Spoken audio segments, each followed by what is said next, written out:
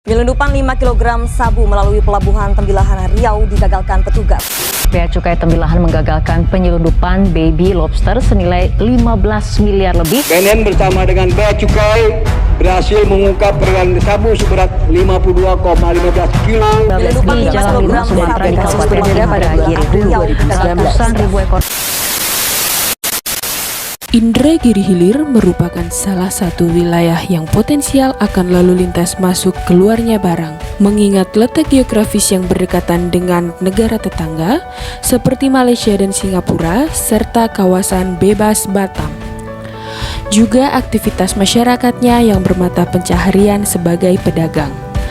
Tak hanya Indragiri Hilir, Kantor Pengawasan dan Pelayanan Bea dan Cukai tipe Madya Pabean C Tembilahan sebagai salah satu kantor yang bertugas mengawasi pesisir timur Sumatera, yaitu meliputi Kabupaten Indragiri Hilir, Indragiri Hulu, dan Kuantan Singingi, telah berhasil melakukan penindakan atas barang-barang ilegal tersebut.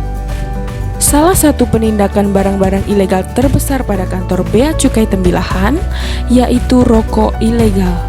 Peredaran rokok ilegal di lingkungan Indragiri Hilir termasuk ke dalam kategori yang tinggi hingga lebih dari 50%. Mengingat banyaknya jumlah rokok ilegal yang tersebar di kawasan Indragiri Hilir, hal tersebut seharusnya menjadi concern tersendiri bagi pemerintah, dalam hal ini Bea Cukai, pemerintah daerah, dan aparat penegak hukum lainnya di kawasan Indragiri Hilir. Peredaran rokok ilegal diakibatkan oleh 3 faktor, yaitu faktor permintaan masyarakat yang merupakan faktor pendorong paling dominan dalam peredaran rokok ilegal. Kedua, faktor keuntungan, di mana keuntungan yang besar menjadi daya tarik toko-toko kecil untuk tetap menjual rokok ilegal agar memperoleh keuntungan yang besar. Ketiga, yaitu faktor geografis, di mana daerah Indragiri Hilir dapat dikatakan sebagai transit point peredaran rokok ilegal, di mana kemudian rokok ilegal tersebut disebarluaskan lagi ke daerah Sumatera. Untuk melakukan penegakan hukum rokok ilegal di Indragiri Hilir dilakukan dengan 2 metode, yaitu preventif dan represif.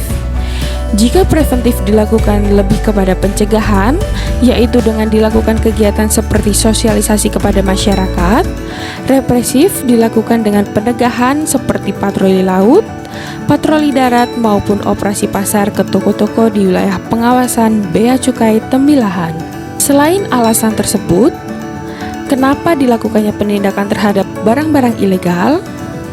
Pada tahun 2021, Direktorat Jenderal Bea dan Cukai berhasil menyumbang penerimaan negara sebesar 269 triliun rupiah atau 125,13% dari target yang dipasang dalam APBN, yakni sebesar 214,9 triliun rupiah. Penerimaan sektor cukai sebesar 195,5 triliun yang berasal dari cukai hasil tembakau sebesar 188,8 triliun rupiah, cukai minuman mengandung etil alkohol sebesar 6,5 triliun rupiah, dan cukai etil alkohol sebesar 110 miliar rupiah.